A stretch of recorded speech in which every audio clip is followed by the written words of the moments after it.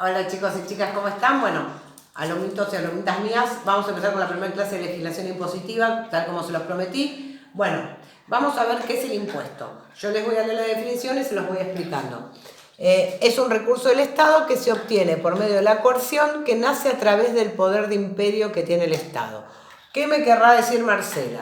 Primero que es un recurso del Estado, es un medio que tiene para después, como dijimos nosotros, repartirlo, pagar sueldos estatales, policías, docentes, médicos, etcétera, también para los planes sociales y otro tipo de gastos.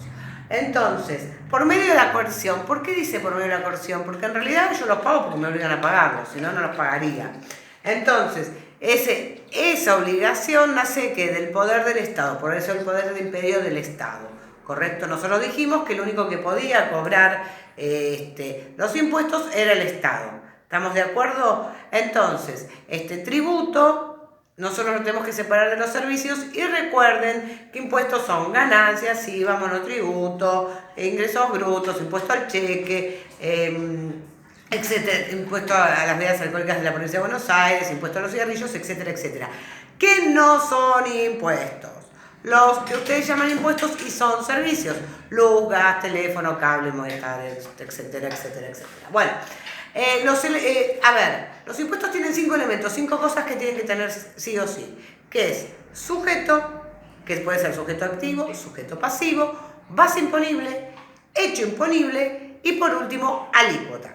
Vamos a empezar con el primero. El sujeto activo es quien cobra el impuesto y siempre, si recordamos las clases del año pasado, es una persona jurídica pública. Es decir, los únicos que pueden cobrar los impuestos, como dijimos, es el Estado Nacional, provincial y los municipios en concepto de tasas. Luego tenemos el sujeto pasivo. El sujeto pasivo es quien paga el impuesto. Yo, depende del impuesto que te toque pagar y puede ser tanto una persona física como nosotros o una persona jurídica que tiene que ver con que sea, por ejemplo, una empresa. ¿Correcto? McDonald's, lo que sea que estuvimos viendo.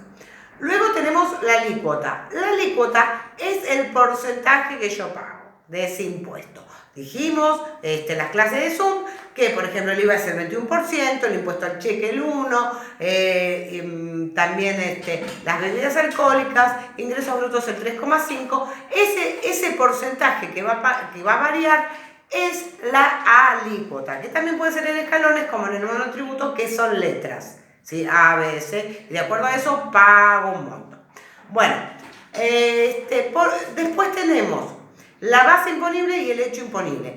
La base imponible es ese monto en el cual yo voy a calcular el impuesto.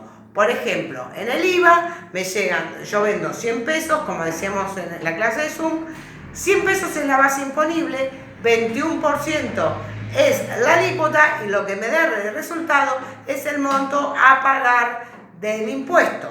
¿Vamos bien hasta acá? Bueno, entonces ese monto grande por el cual yo lo multiplico por la alícuota y me da como resultado el impuesto, ese monto grande es la base imponible. No se me confundan con el hecho imponible, que el hecho imponible es el acontecimiento que le dio lugar a que nazca este impuesto. Recuerden que yo no se los dije antes, pero lo hablamos en la clase de Zoom, solamente los impuestos pueden ser creados por ley, esto es por el poder legislativo. ¿Qué quiere decir? Diputados y senadores.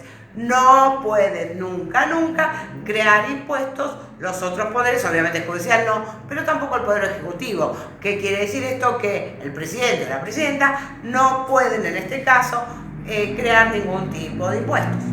Bueno, situación, si bien los cobran, acuérdense de eso, pero no los pueden crear.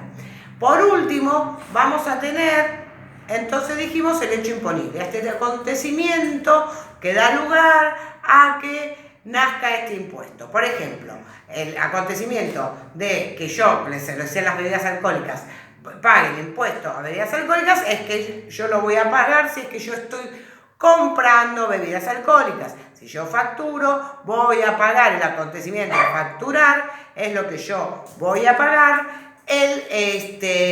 es impuesto. Lo mismo ingresos brutos, y si yo tengo ganancias, si yo gano más de tanto, voy a pagar impuestos. ¿Qué pasa? Si no gano más de tanto, no voy a pagar impuesto a las ganancias.